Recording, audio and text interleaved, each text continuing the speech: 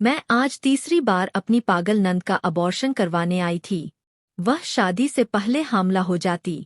नंद की चीखें सुनकर मेरा दिल कांप रहा था। सास मेरे सामने हाथ जोड़कर खड़ी थी कि यह बात किसी को ना बताओ वरना उनकी बदनामी हो जाएगी। मैं हैरान थी। मेरी ननंद घर से बाहर भी नहीं जाती थी और फिर हमला कैसे हो जाती। एक दिन नंद का कमरा साफ करने गई तो नंद सो रही थी। मैं अपने मोबाइल का कैमरा खोलकर वहीं रख आई। अगले रोज मोबाइल उठाकर देखा तो मेरी जान निकल गई। मेरा जिस्म थरथर कांपने लगा क्योंकि ननंद तो मेरी ननंद से मुतालिक जो हकीकत सामने आई उसने मेरी दुनिया हिलाकर रख दी। मैं हमेशा सोचती थी कि आखिर हर 2 माह बाद वो कैसे हामला हो जाती है। यह कोई आम बात नहीं थी। लेकिन जब भी मैं इस मामले पर बात करती मेरा शौहर सख्त नाराज हो जाता। उसका कहना था कि हमें दूसरों के सामने बदनामी का सामना करना पड़ सकता है और यह हमारे खानदान की इज्जत का मामला है। लेकिन मैं खामोश कैसे रहती। हर बार जब मैं अपनी नंद को देखती उसकी खाली आंखें, बिखरे हुए बालों और बेहिसो हरकत चेहरे को मेरे दिल में एक अजीब खौफ सरायत कर जाता।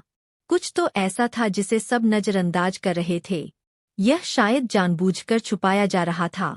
मुझे अंदर ही अंदर बेचैनी खाई जा रही थी। मैं सोचने पर मजबूर थी कि कहीं कुछ ऐसा तो नहीं हो रहा जो नजर से ओझल है। मेरे दिल में हर पल 100 वसवसे पल रहे थे।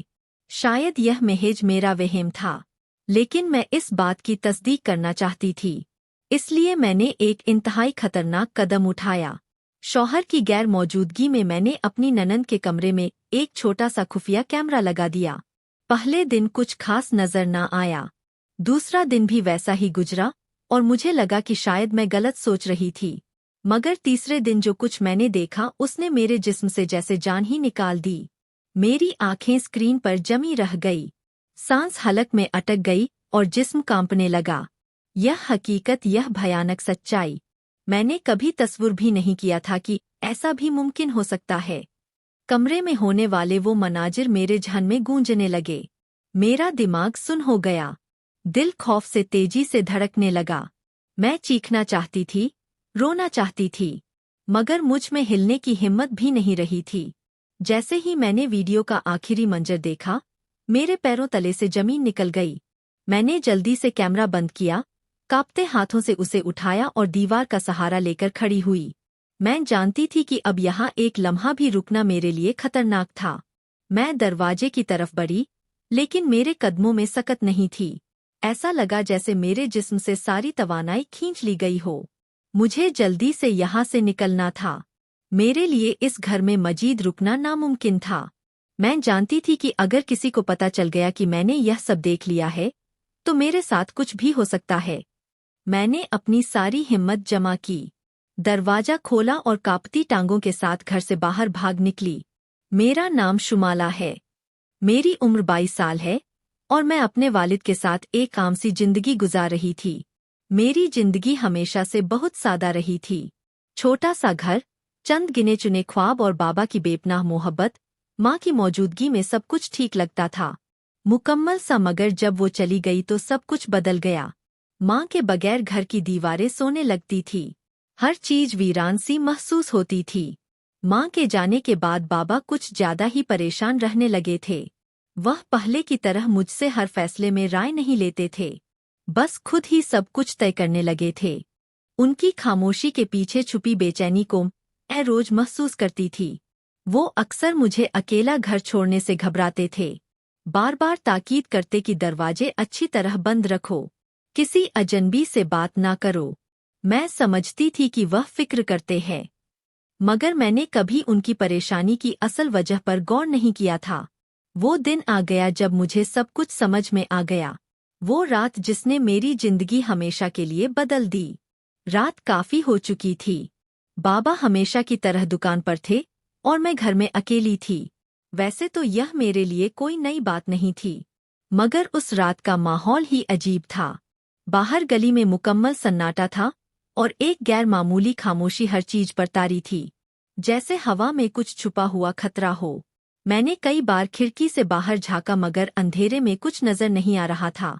फिर अचानक मैंने कुछ सुना, किसी के कदमों की आहिस्ता आहिस्ता बढ़ती हुई चाप, जैसे कोई हमारे घर के इर्द गिर्द घूम रहा हो। मेरा दिल जोर जोर से धड़कने लगा। मैंने रोशनी बंद कर दी और दबे कदमों दरवाजे के करीब जाकर सुनने लगी। कदमों की चाप और सरगोशियां, क्या कोई दरवाजा खोलने की कोशिश कर रहा था। मुझे यकीन हो गया कि मैं सिर्फ वहम का शिकार नहीं हो रही। वाकई कोई वाहिद था। फिर हल्की हल्की सरगोशियां सुनाई देने लगी, जैसे 2 या 3 लोग आपस में कुछ कह रहे हो। मैंने दिल को तसल्ली दी कि शायद मोहल्ले के किसी राहगीर की आवाज हो, मगर फिर कुछ ऐसा हुआ जिसने मेरे जिस्म में सनसनी दौड़ा दी। दरवाजे के हैंडल पर किसी का हाथ पड़ा। मेरी सांसें रुक गई। कोई आहिस्ता आहिस्ता दरवाजा खोलने की कोशिश कर रहा था। मैंने फौरन दरवाजे की कुंडी मजबूती से पकड़ ली और दबे कदमों पीछे हट गई। मेरी उंगलियां कांपने लगी, माथे पर पसीना आ गया। मैंने सोचा कि अगर उन्होंने दरवाजा जबरदस्ती खोल लिया तो अगर वह घर के अंदर आ गए तो मैं अकेली थी। मेरा यहाँ कोई मुहाफिज नहीं था। मेरे जहन में बस एक ही हल आया, पिछले दरवाजे से निकलकर कहीं पनाह ले लूं। मैंने जल्दी से चादर रोड़ी और आहिस्ता से पिछले दरवाजे की कुंडी खोली। दरवाजा चिरचिरा कर खुला और मेरे दिल की धड़कन मजीद तेज हो गई। अगर बाहर मौजूद लोग मुझे सुन लेते तो। मगर मेरे पास वक्त नहीं था। मैंने सांस रोकी और दबे कदमों गली में निकल आई। मेरे दिल में खौफ था, मगर मैं जानती थी कि यहाँ रुकना खतरे से खाली नहीं। गली में हल्की सी रोशनी थी, मगर कोई जी रूह नजर नहीं आ रही थी। मैंने जल्दी जल्दी चलना शुरू किया, अपनी हर आहट को सुनने की कोशिश करती रही। जैसे ही मैं आंटी सनोबर के दरवाजे पर पहुंची, मैंने जोर जोर से दरवाजा खटखटाया। दरवाजा खुला और मैं तकरीबन अंदर गिर पड़ी। आंटी ने हैरत से मुझे देखा। मैं हाँपंप रही थी, मेरा चेहरा पसीने से तर था। मैंने जल्दी जल्दी उन्हें सब कुछ बताया और उन्होंने मुझे फौरन अंदर बुला लिया। मैंने दरवाजा बंद होते देखा और तब जाकर मेरे दिल को कुछ सुकून मिला। मगर मेरे जहन में बस एक ही सवाल था, यह कौन लोग थे? क्या वाकई वो चोर थे या कुछ और? जब बाबा आए तो मैं उनके साथ घर वापस लौटी। बाबा को जब आंटी ने सारी बात बताई तो वह खामोश हो गए। उनकी आंखों में गुस्सा और परेशानी दोनों थे। वो मुझे लेकर घर वापस आए, मगर मैंने महसूस किया कि वह रास्ते भर कुछ सोच रहे थे। घर पहुंचकर उन्होंने दरवाजे के ताले चेक किए और फिर एक गहरी सांस ली। अगली सुबह बाबा ने जो फैसला सुनाया उसने मेरे दिल में एक और तूफान खड़ा कर दिया। बेटा, मैंने तुम्हारे लिए एक अच्छा रिश्ता देखा है। लड़का सुलझा हुआ है, बैंक में अच्छी नौकरी करता है। मुझे लगता है कि यह तुम्हारे लिए बेहतरीन होगा। मेरा दिल धक से रह गया। यह सब कुछ इतनी जल्दी किया। बाबा को लगा कि अब इस घर में महफूज नहीं हूँ। क्या वह मेरी हिफाजत के लिए मुझे जल्द जल्द रुखसत करना चाहते थे? बाबा, इतनी जल्दी? मैंने हल्की आवाज में कहा, जैसे खुद को भी यकीन न हो कि यह कह रही हूँ। बाबा ने गहरी सांस ली, जैसे कोई बहुत भारी बोझ उनके सीने पर रखा हो। बेटा, मैं तुम्हें बेसहारा नहीं देख सकता। मैं नहीं चाहता कि मेरे बाद तुम्हें कोई सहारा ना मिले। मैं बस यह चाहता हूँ कि तुम एक अच्छे घर में चली जाओ जहाँ तुम्हारी हिफाजत हो सके। मैंने बाबा की आंखों में वही खौफ देखा जो मैंने माँ के आखिरी दिनों में उनकी आंखों में देखा था। वो अकेले रह जाने से डरते थे। वो मुझे गैर महफूज नहीं देखना चाहते थे। मैं खामोश रही। मैं जानती थी कि जो रात मैंने गुजारी वो मेरे लिए एक वार्निंग थी। मगर क्या शादी ही इस मसले का हल था, या मैं बाबा के खौफ की वजह से अपनी जिंदगी का एक अहम फैसला करने जा रही थी? चंद दिन बाद खुर्रम और उसके वालिद हमें देखने के लिए आए। वो दिन मेरे लिए किसी अजीब ख्वाब की तरह था। एक ऐसा ख्वाब जिसमें हकीकत और वहम के दरमियान की लकीर धुंधली हो चुकी थी। मैं खुद को यकीन दिलाने की कोशिश कर रही थी कि यह सब आम है। हर लड़की की जिंदगी में ऐसा वक्त आता है। मगर मेरे दिल की बेचैनी बढ़ती जा रही थी। मैं एक कोने में हिजाब में लिपटी बैठी रही, मगर दिल में एक अजीब बेचैनी थी। मैंने हमेशा सोचा था कि जब शादी का वक्त आएगा तो मैं खुशी और जोश महसूस करूंगी, मगर यहाँ मामला बिल्कुल उलट था। मेरी उंगलियां बेख्तियार मेरे दुपट्टे के किनारे को मरोड़ रही थी और दिल किसी अनजाने खतश में मुब्तला था। मैंने सोचा कि शायद यह आमसी घबराहट है, मगर अंदर कहीं कुछ और भी था। कुछ ऐसा जो मुझे नजर तो नहीं आ रहा था मगर महसूस हो रहा था। जब मैंने नजर उठाकर खुर्रम को देखा तो वो वाकई एक सुलझा हुआ लड़का लगा। कद लंबा, चेहरे पर हल्की दाढ़ी, आंखों में संजीदगी। वो एक मुहज्जिब और पुरएतमाद शख्स लग रहा था, वैसा ही जैसा बाबा चाहते थे। उसकी गुफ्तगू में ठहराव था और अंदाज से वाज हो रहा था कि वह एक समझदार इंसान है। वह ज्यादा नहीं बोला, बस जरूरी बातें की। मैंने कई बार सुना था कि ज्यादा बोलने वाले अक्सर बनावटी होते हैं, तो शायद यह अच्छा ही था कि वह ज्यादा बात नहीं कर रहा था। मगर फिर भी मेरे दिल में खलिश बाकी थी। शायद उसकी वजह कुछ और थी। बाबा तो पहली नज़र में ही उसे पसंद कर चुके थे, मगर एक बात मुझे खटक रही थी। शायद मेरा दिल बिला वजह वहम पाल रहा था। मगर जब मैंने देखा कि उनके साथ उनकी छोटी बहन नहीं आई तो मुझे अजीब लगा। आमतौर पर रिश्ते देखने के मौके पर बहनें जरूर आती है, खासतौर पर अगर वह इकलौती हो। मैंने खुद को तसल्ली दी कि शायद कोई माकूल वजह होगी। मगर जब बाबा ने खुद पूछा तो मैंने खुर्रम और उसके वालिद के चेहरों पर एक पल के लिए फैली हल्की सी कशीदगी महसूस की। जब बाबा ने उसके बारे में पूछा तो खुर्रम के वालिद ने वजाहत दी वो बीमार है। उसकी तबीयत अचानक खराब हो गई इसलिए नहीं आ सकी। मुझे यह सुनकर अजीब लगा, शायद वाकई ऐसा ही हो। मगर मेरे दिल ने यह बात कबूल नहीं की। कुछ था जो मुझे उलझा रहा था, मगर मैंने उसे ज्यादा सोचना मुनासिब नहीं समझा। आखिर बाबा मुतमई थे और यह सब उनकी खुशी के लिए ही हो रहा था। खुर्रम के वालिद ने कहा कि वह बिल्कुल सादगी से शादी करना चाहते हैं। उन्हें किसी किस्म का जहेज या दिखावा नहीं चाहिए। यह सुनकर बाबा को हैरत हुई। वो हमेशा चाहते थे कि मेरी शादी धूमधाम से हो, मगर कासिम अंकल ने उन्हें कायल कर लिया कि सादगी में ही बरकत है। बाबा आखिर मान गए, मगर उनकी आंखों में ख्वाब टूटने की झलक मुझे साफ दिखाई दी। मैंने सोचा कि शायद यही बेहतर ही था। सादगी ज्यादा बरकत वाली होती है और असल खुशी रिश्ते के इस्तेहकाम में होती है, न कि बड़ी बड़ी तकरीबात में। चंद हफ्तों में शादी की तैयारियां मुकम्मल हो गई।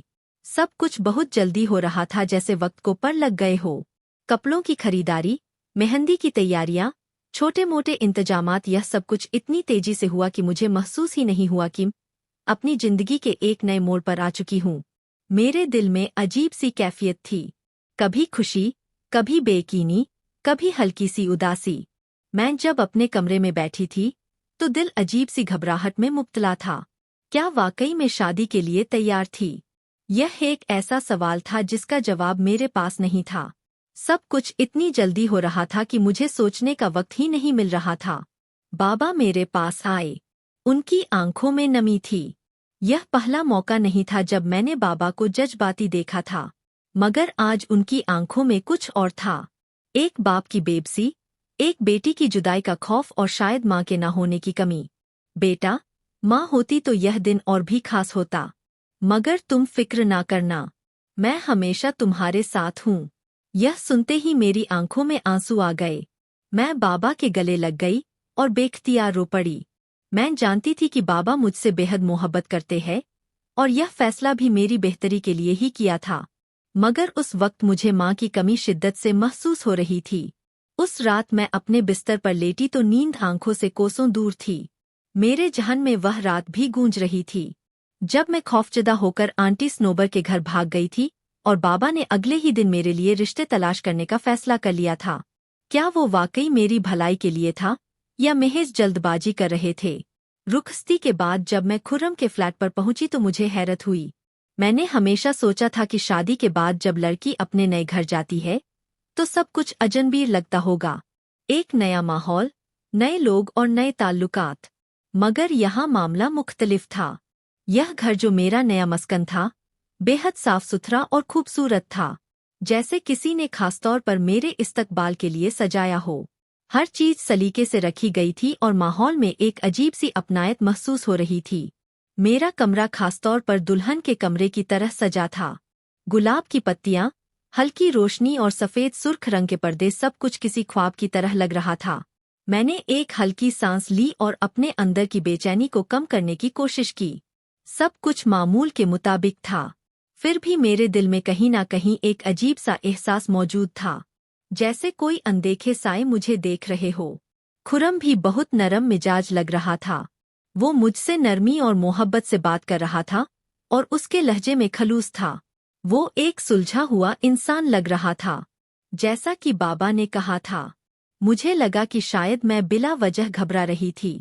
शायद बाबा ने वाकई मेरे लिए अच्छा इंतखाब किया था। मगर फिर अगली सुबह कुछ ऐसा हुआ जिसने मेरी रूह तक हिला कर रख दी। रात में नींद गहरी नहीं आई थी। नया घर, नया माहौल और अजीब सी बेचैनी में बार बार करवटें बदलती रही। ना जाने कब आँख लग गई। सुबह सवेरे अचानक एक खौफनाक आवाज ने मुझे बेदार किया। यह चीख ऐसी चीख थी जो किसी आम खौफ या दर्द की नहीं थी, बल्कि उसमें एक वहशियत और बेबसी थी। ऐसा लगा जैसे कोई बहुत ज्यादा तकलीफ में हो, जैसे किसी के साथ कुछ बुरा हो रहा हो। मैं एक झटके से बिस्तर से उठी। मेरे हाथ पसीने से भीग चुके थे। मैं तेजी से दरवाजे की तरफ लपकी। मेरा दिल धड़क रहा था। सांस बेतरतीब हो गई थी। मैंने नजर घुमाई तो खुर्रम भी जाग चुका था और वह मुझसे पहले ही दरवाजे की तरफ बढ़ चुका था। उसके चेहरे पर परेशानी की झलक वाज थी। यह चीख कैसी है? मैंने खुर्रम से पूछा। मेरे अल्फाज लरस रहे थे जैसे मेरे दिल में कोई अनजाना खौफ सरायत कर चुका हो। मैंने इससे पहले कभी ऐसी चीख नहीं सुनी थी। यह आम नहीं थी। कुछ नहीं, तुम अंदर रहो, मैं देख कर आता हूँ, उसने जल्दी से जवाब दिया। मगर उसकी आवाज में बेचैनी थी। ऐसा लगा जैसे वह कुछ छुपाने की कोशिश कर रहा हो, जैसे वह नहीं चाहता था कि मैं बाहर आऊं। मगर मैं रुक नहीं सकती थी। मेरे कदम बेख्तियार दरवाजे की तरफ बढ़ गए। मैं नहीं जानती थी कि मेरे साथ क्या होने वाला था, मगर मेरा दिल कह रहा था कि अगर मैं ना गई तो शायद मैं एक बहुत बड़े इर्राज से महरूम रह जाऊंगी। मैंने दरवाजे की दराज से झांका और जो मंजर मैंने देखा उसने मेरे जिस्म में जैसे सनसनी दौड़ा दी। सामने हाल के दूसरे सिरे पर एक लड़की जमीन पर गिरी हुई थी। उसके लंबे बाल बिखरे हुए थे और उसके कपड़े उलझे हुए थे। उसके चेहरे पर एक वहशत भरी खौफनाक कैफियत थी, जैसे वह कुछ कहने की कोशिश कर रही हो, मगर अल्फाज उसका साथ नहीं दे रहे थे। यह कौन थी? मैंने नजर घुमाई तो देखा कि खुर्रम के वालिद पास खड़े थे, मगर उनके चेहरे पर कोई हैरानी या परेशानी नहीं थी, जैसे यह उनके लिए मामूल की बात हो। खुर्रम आगे बढ़ा और जल्दी से उस लड़की को सहारा देने लगा, मगर वो बार बार पीछे हट रही थी जैसे उससे खौफजदा हो। यह सब क्या हो रहा है? मैंने धीरे से खुद से कहा, मगर मेरे सवाल का जवाब मुझे चंद ही लम्हों में मिलने वाला था। एक औरत ने आगे बढ़कर उस लड़की का बाजू जोर से पकड़ लिया और एक सख्त लहजे में बोली, बस करो, यह रोज रोज का तमाशा बंद करो। मेरा दिल बैठने लगा। यह लड़की कौन थी और यह सब क्यों हो रहा था? मैंने खुर्रम की नजरों में कुछ अजीब सा देखा, एक बेचैनी, एक घबराहट, जैसे वह नहीं चाहता था कि मैं यह सब देखूं। फिर अचानक लड़की की नजरें मुझ पर पड़ी। वह मुझे देखकर साइत हो गई। उसकी आंखों में एक ऐसी वीरानी थी जो मैंने पहले कभी नहीं देखी थी, जैसे वह कुछ कहना चाहती हो, कुछ बताना चाहती हो, मगर कोई खौफ उसके अल्फाज को रोक रहा हो। फिर उसने लरजती आवाज में एक जुमला कहा जो मेरे कानों में किसी बिजली की तरह गिरा, शुमाइला भाग जाओ। मेरे पूरे जिस्म में झरझरी दौड़ गई। यह कौन थी और उसे मेरा नाम कैसे मालूम था? मेरा जहन माऊ होने लगा। मैंने खुर्रम की तरफ देखा। उसका चेहरा अब पहले से ज्यादा संजीदा हो चुका था, जैसे वह चाहता था मैं एक लफ्ज भी ना बोलूं। यह सब क्या हो रहा था? मेरी शादी को सिर्फ एक दिन हुआ था और मैं पहले ही किसी भयानक राज में उलझ चुकी थी। मुझे समझ नहीं आ रहा था कि मैं क्या करूं, मगर मेरा दिल एक ही बात कह रहा था, यहाँ कुछ बहुत गलत हो रहा है। वो लड़की, मैली कुचैली, बिखरे बाल, चेहरे पर खौफ की परछाइयाँ, यह सब कुछ क्या था? सोच सच कर मेरा दिमाग फटा जा रहा था। यह मंजर मेरे लिए नाकाबिल यकीन था। दिल तेजी से धड़कने लगा और हाथ सर्द पड़ गए। मैंने कभी ऐसा कुछ अपनी आंखों से नहीं देखा था। वो लड़की जमीन पर बैठी अपने बाल नोच रही थी, कभी अपने सर को दोनों हाथों से पीटती, कभी जोर जोर से चीखने लगती। उसकी आंखों में एक अजीब वहशत थी, जैसे वह किसी गहरे खौफ में कैद हो। वो अपने हाथों से अपने सर को पीट रही थी, चीख रही थी और फर्श पर लेटकर हाथ पांव मार रही थी। खुर्रम आगे बढ़ा जैसे वह इस सूरते हाल का आदी हो, जैसे यह कोई नई बात ना हो। वो झुककर उसके कंधों को थामने की कोशिश कर रहा था, नरमी से समझा रहा था, मगर वो मुसलसल मजामत कर रही थी। हुरम बस करो, देखो सब ठीक है, तुम्हें कुछ नहीं होगा, बस सुकून से बैठो प्लीज। मैंने बामुश्किल अपने लरसते हुए कदमों को आगे बढ़ाया और खुर्रम को देखा जो उसे काबू में करने की कोशिश कर रहा था, मगर वह खुद भी थका हुआ लग रहा था, जैसे यह सब उसकी जिंदगी का रोज का मामूल हो। यह लड़की वही थी जिसे खुर्रम की छोटी बहन बताया गया था। खुर्रम, मेरा दिमाग जैसे सुन हो गया। यह हकीकत मुझ पर आसमानी बिजली की तरह गिरी थी। खुर्रम वह तो आई ही नहीं थी शादी के दिन, और आज मैं उसे पहली बार देख रही थी इस हाल में। मगर वह मुझे आम लड़की नहीं लगी। उसकी हरकत गैरमामूली थी, जैसे वो पागल हो या किसी शदीद खौफ में मुब्तला हो। मुझे लगा जैसे वो चीख नहीं रही थी, बल्कि किसी नाकाबिल बर्दाश्त अजियत में मुब्तला थी, जैसे वह अपने ही अंदर किसी ऐसी कैद में हो जहां से वह निकलना चाहती हो, मगर कोई दरवाजा ना हो। खुर्रम ने गहरी सांस ली जैसे थक चुका हो और मेरी तरफ पलट कर आया। यह कौन है और यह इस हाल में क्यों है? मेरी आवाज में इस तरह था। मुझे लगा जैसे मेरा पूरा वजूद किसी अनजान खतरे की जद में आ चुका हो। मैंने शादी के बारे में जो कुछ सोचा था, जो ख्वाब देखे थे, सब पल भर में चकनाचूर हो रहे थे। वह बचपन से ही जहनी तौर पर बीमार है। खुर्रम के अल्फाज मेरे दिमाग पर बिजली बनकर गिरे। मैंने हैरत से उसकी तरफ देखा और फिर उस लड़की की तरफ जो अब भी जमीन पर बैठी खुद से लड़ रही थी। माँ की मौत के बाद इसकी हालत और बिगड़ गई है। बाबा और मैं इसे संभालने की पूरी कोशिश कर रहे हैं, मगर यह आसान नहीं है। खुर्रम की आवाज में थकन थी, जैसे वह यह सब कहकर खुद को भी समझाने की कोशिश कर रहा हो। अगर हम किसी भी लड़की के घर वालों को यह सब बताते तो शायद कोई भी अपनी बेटी की शादी हमारे घर में ना करता, इसलिए हमने यह बात छुपाई। मगर मैं जानता था कि तुम समझदार हो, तुम इस हकीकत को कबूल कर लोगी। मेरी टांगें लरजने लगी। मुझे लगा जैसे जमीन मेरे पैरों तले से निकल रही हो। तुमने यह बात छुपाई। मेरी आवाज कपक पा रही थी। मैं सख्त में आ गई। तो इसका इलाज हमने बहुत इलाज करवाया, मगर कोई फायदा नहीं हुआ। खुर्रम ने कंधे झटक दिए जैसे वह खुद भी बेबस हो। मेरी नजरें हुरैम पर जम गई, जो अब अपनी जगह पर साकिब बैठी थी, मगर उसकी सांसें बेतरतीब थी। उसकी आंखों में एक ऐसा गहरा खालीपन था जिसे देखकर मेरी रीढ़ की हड्डी में सनसनी दौड़ गई। क्या तुम्हें मुझे यह सब कुछ पहले नहीं बताना चाहिए था? मैंने हुरम की तरफ देखा। मैं जानता था कि अगर मैं यह बताता तो तुम या तुम्हारे बाबा यह रिश्ता कबूल ना करते। खुर्रम ने साफ गोई से कहा, तो तुमने धोखा दिया। मैंने खुर्रम की तरफ देखा। मैं जानता था कि अगर मैं यह बताता तो तुम या तुम्हारे बाबा यह रिश्ता कबूल ना करते। खुर्रम ने साफ गोई से कहा, तो तुमने धोखा दिया। खुर्रम खामोश हो गया। उसके चेहरे पर कोई पछतावा नहीं था, बस एक बेबसी थी, जैसे वह अपनी वजाहत दे चुका था और अब मजीद कुछ कहने की जरूरत नहीं समझता था। मैंने दरवाजे की तरफ देखा। मुझे सांस लेने में दुश्वारी हो रही थी। यह सब मेरी तवकात के बरक्स था।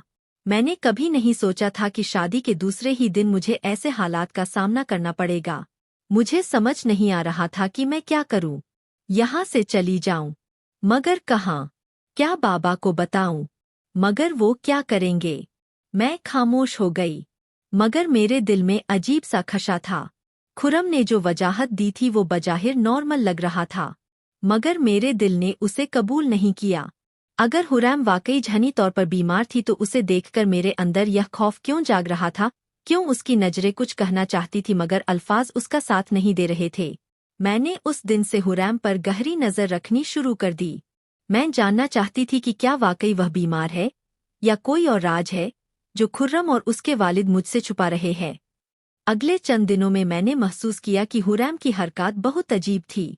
वो अक्सर मेरे करीब आती, मुझे देखती जैसे कुछ कहना चाहती हो, मगर फिर अचानक रुक जाती। उसकी आंखों में एक अनोखी वीरानी थी, जैसे वो किसी गहरे खौफ में मुब्तला हो।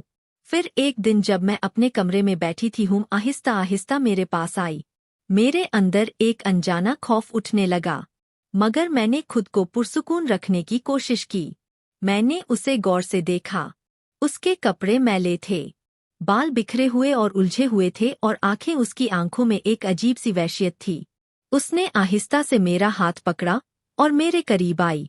मेरा दिल जोर से धड़का। होम क्या बात है? मैंने नरमी से पूछा। वह बोली नहीं, बस मेरी आंखों में देखती रही। फिर उसकी आंखों में आंसू भर आए।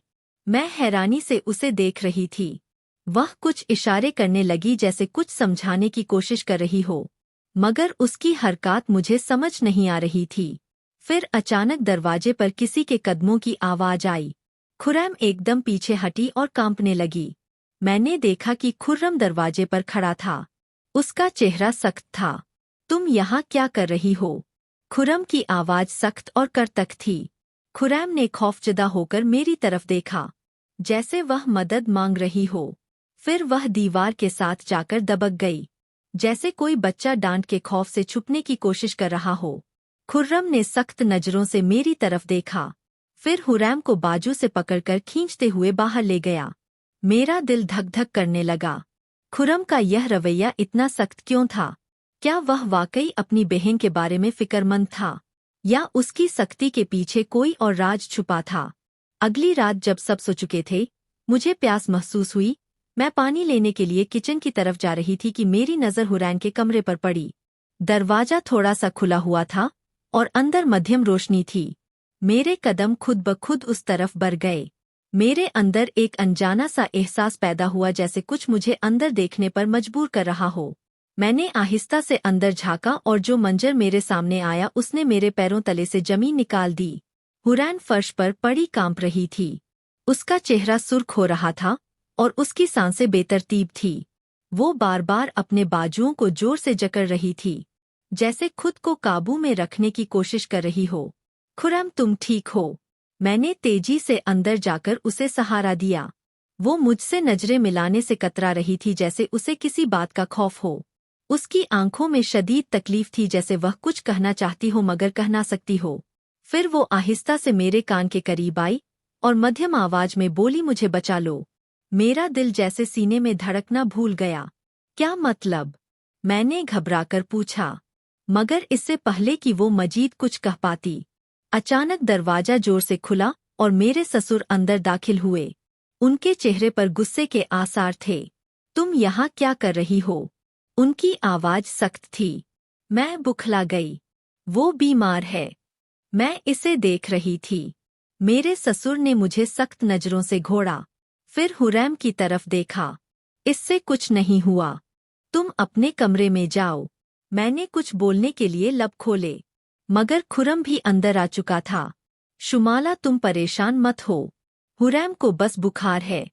हम इसे संभालेंगे। खुर्रम का लहजा पुरस्कून था, मगर उसकी नजरों में कुछ ऐसा था जिसने मुझे मजीद बेचैन कर दिया। मैं चुपचाप खड़ी रही। क्या वाकई यह सब सच था या मुझसे कुछ छुपाया जा रहा था?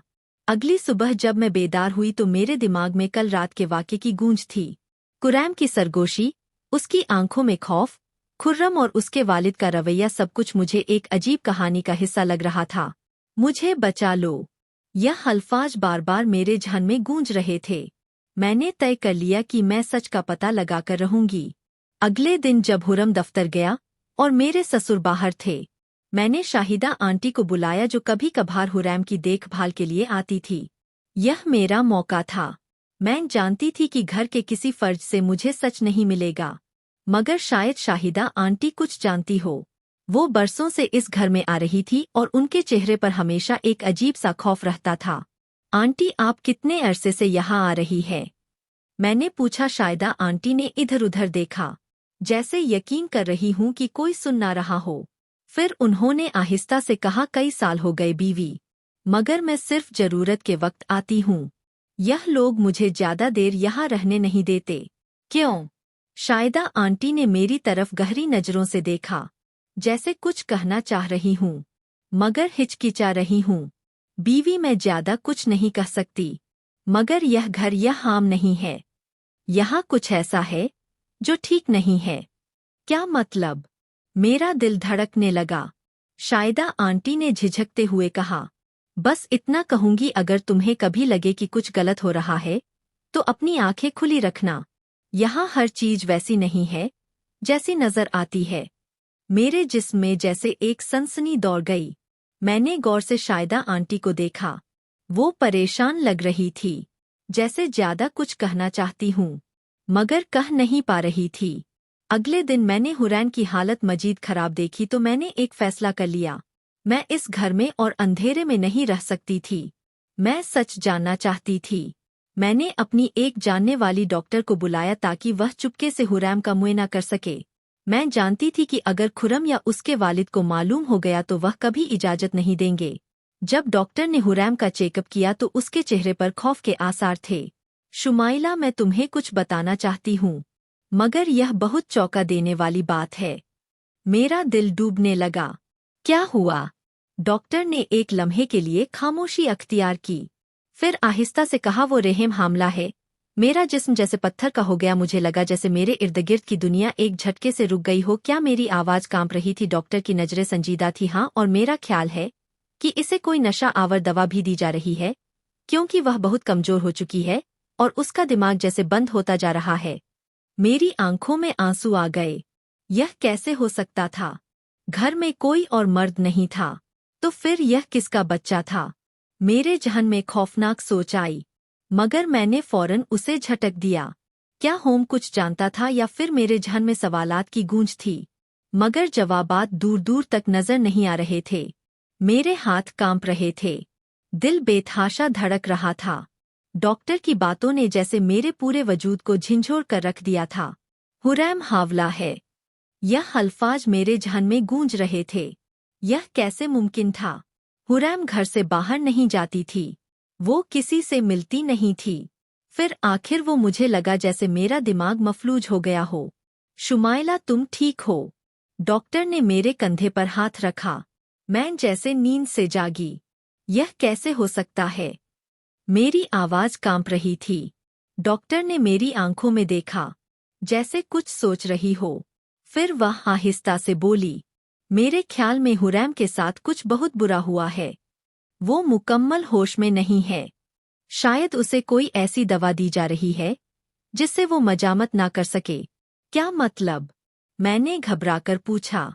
डॉक्टर ने गहरी सांस ली। कुछ लोग ऐसी दवाइयां देते हैं जिससे इंसान बेबस हो जाता है, अपनी सोचने समझने की सलाहियत खो देता है।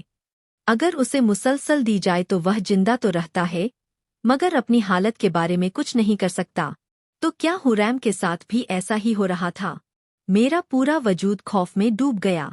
क्या खुर्रम जानता था? डॉक्टर के जाने के बाद मैं खामोशी से अपने कमरे में बैठ गई। मेरा जहन एक ही सवाल में उलझा हुआ था।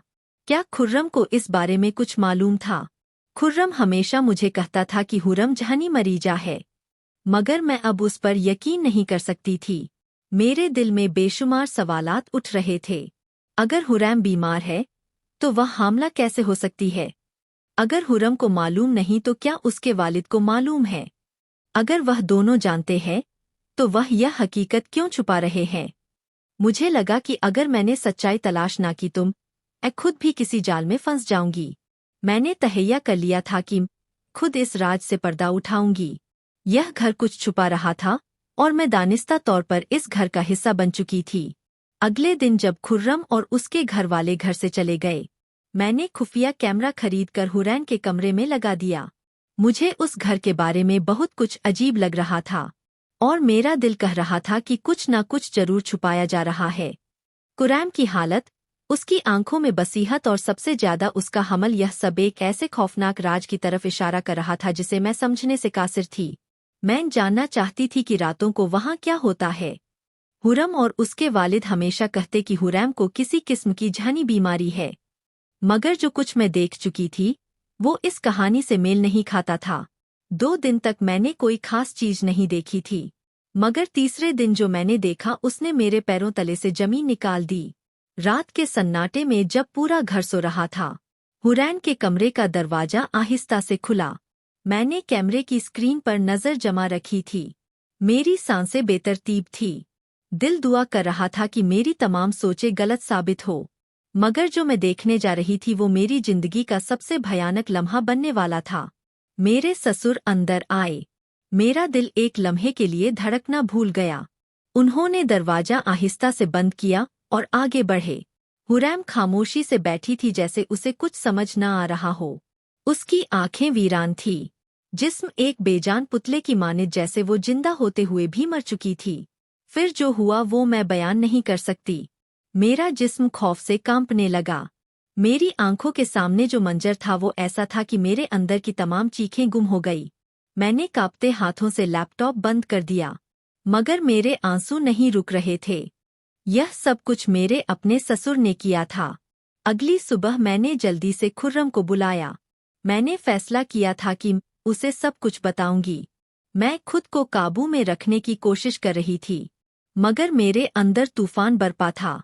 खुर्रम, मैं तुमसे एक जरूरी बात करना चाहती हूँ। मेरी आवाज संजीदा थी। खुर्रम ने मोबाइल देखते हुए लापरवाही से कहा, हाँ बोलो। खुर्रम, वो हामला है। यह सुनते ही खुर्रम का रंग बदल गया। उसके हाथ कांप गए और आंखों में एक अजीब सी बेचैनी उभर आई। क्या तुम्हें यह किसने बताया? मैंने डॉक्टर को बुलाया था खुर्रम। यह कैसे मुमकिन है? मैंने उसकी आंखों में झांकते हुए पूछा। खुर्रम खामोश रहा। उसकी खामोशी मेरी बदतरीन खदशात की तस्दीक कर रही थी। तुम्हें मालूम है ना? मैंने सख्त लहजे में कहा। खुर्रम ने मुझे सख्त नजरों से देखा, फिर आहिस्ता से बोला, यह तुम्हारा मसला नहीं है शुमाइला, तुम इसमें मत पड़ो। यह मेरा मसला नहीं। मैं चीख पड़ी। यह मेरी नंद है। मैंने अपनी आंखों से सब कुछ देखा है। मैं जानती हूँ कि तुम्हारे बाप ने क्या किया है। यह सुनते ही खुर्रम का चेहरा खौफनाक हो गया। उसकी आंखों में वही साया उभर आया जो मुझे हमेशा से परेशान करता था। तुमने क्या देखा? मैंने आहिस्ता से पूछा, मगर उसके लहजे में खतरा छुपा था सब कुछ, और मैं खामोश नहीं रहूंगी। खुर्रम ने एक पल के लिए कुछ सोचा, फिर धीरे से मुस्कुराया। शुमाइला, तुम बहुत मासूम हो। तुम्हें क्या लगता है कि तुम चीखोगी और लोग तुम्हारी बात मान लेंगे? मैं पुलिस को बुलाऊंगी, मैंने धमकी दी। खुर्रम आगे बढ़ा और मेरे बाजू को जोर से पकड़ लिया। पुलिस? अच्छा, तुम्हें मालूम है, इस घर में जो भी जुबान खोलता है वो कभी वापस नहीं आता। मेरा दिल दहल गया। खुर्रम की गरीब सख्त थी। उसकी आंखों में सफा की झलक रही थी। तुम्हें लगता है तुम भाग जाओगी? खुर्रम ने सर लहजे में कहा, यह सब तुम्हारे साथ भी हो सकता है शुमाइला। अगर तुमने जुबान बंद नहीं की तो तुम भी हुरैन की तरह बन जाओगी। अब मेरे पास ज्यादा वक्त नहीं था। मुझे कुछ करना था। मैं जानती थी कि खुर्रम और उसके बाप को मालूम हो चुका है कि मैंने हकीकत देख ली है। अब वो मुझे भी खामोश करने की कोशिश करेंगे। अगली रात जब खुर्रम और उसके वालिद बाहर गए, मैंने जल्दी से अपना लैपटॉप हुरैन को और कुछ जरूरी सामान लिया और घर से बाहर निकल आई।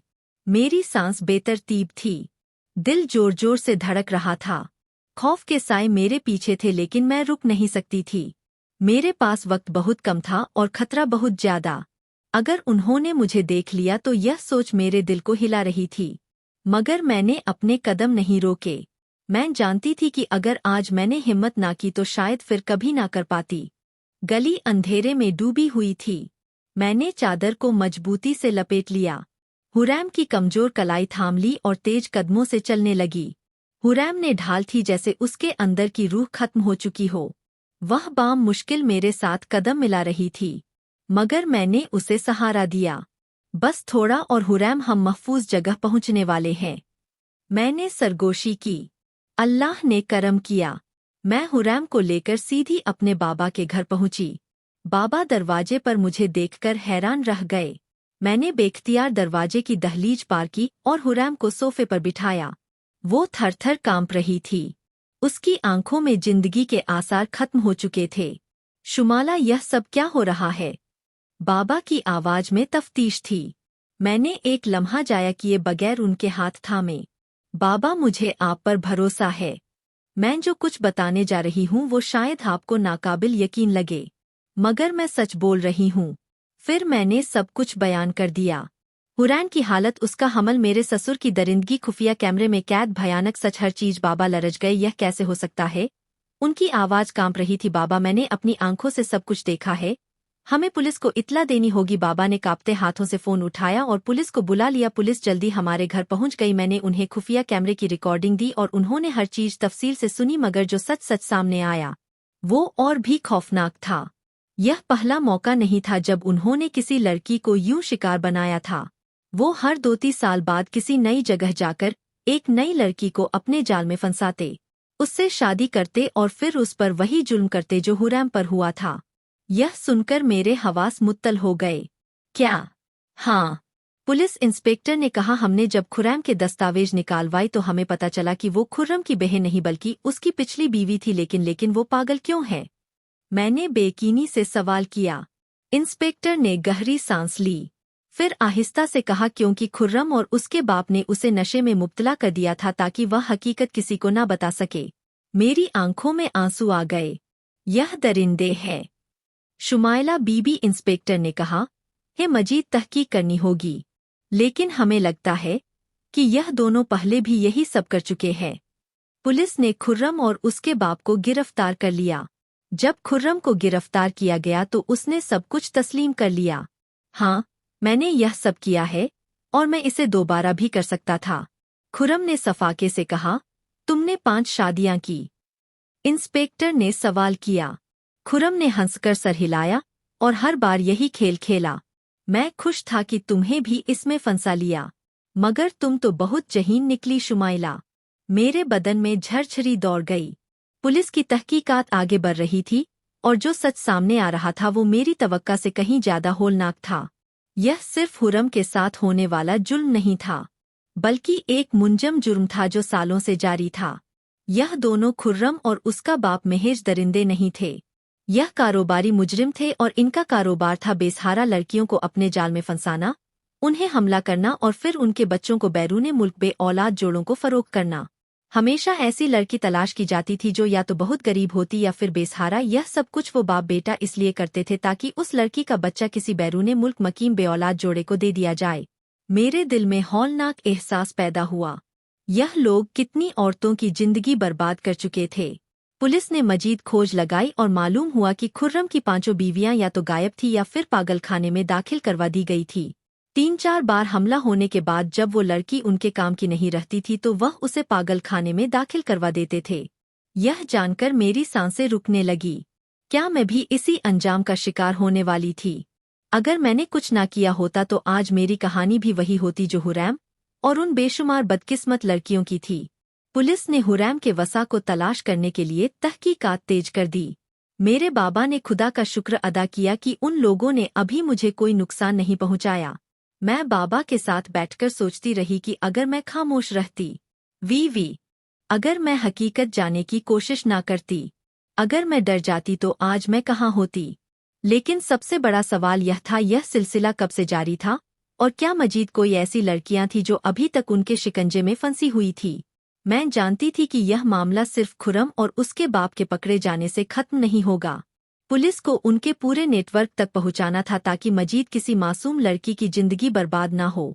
मैंने तहैया कर लिया कि मैं उन जालिमों के खिलाफ अपनी आवाज उठाऊंगी और उन बेसहारा लड़कियों के लिए कुछ करूंगी जो किसी न किसी खुर्रम जैसे दरिंदे के जाल में फंसी हुई थी। यह मेरा इंतकाम था, सिर्फ अपने लिए नहीं बल्कि उन तमाम लड़कियों के लिए जिनकी आवाज कभी किसी ने नहीं सुनी। कई हफ्ते पुलिस तफ्तीश चलती रही। केस अदालत में गया और खुर्रम और उसके बाप को उम्र कैद की सजा हो गई। खुर्रम को अस्पताल ले जाया गया जहां उसे इलाज मिला। महीनों बाद उसकी हालत बेहतर होने लगी। वह बोलने लगी, अपनी खोई हुई जिंदगी को वापस पाने की कोशिश करने लगी और मैंने अपनी जिंदगी को एक नए मकसद के साथ गुजारने का फैसला किया। मैंने अहद किया कि मैं ऐसी औरतों की मदद करूंगी जो घरेलू तशद्दुद और दरिंदगी का शिकार होती है। अगर मैंने हुरैम के अजीब इशारों को नजरअंदाज कर दिया होता, अगर मैंने कैमरा ना लगाया होता, अगर मैंने खामोशी से खुर्रम की बात मान ली होती तो आज मैं भी किसी पागलखाने में कैद होती या शायद मौत के घाट उतारी जा चुकी होती। जिंदगी कभी भी इतनी सादा नहीं होती जितनी हमें नजर आती है। बाज औकात खतरा वहाँ होता है जहाँ हम सबसे ज्यादा महफूज महसूस करते हैं। कभी भी किसी अजनबी पर आंख बंद करके भरोसा ना करें।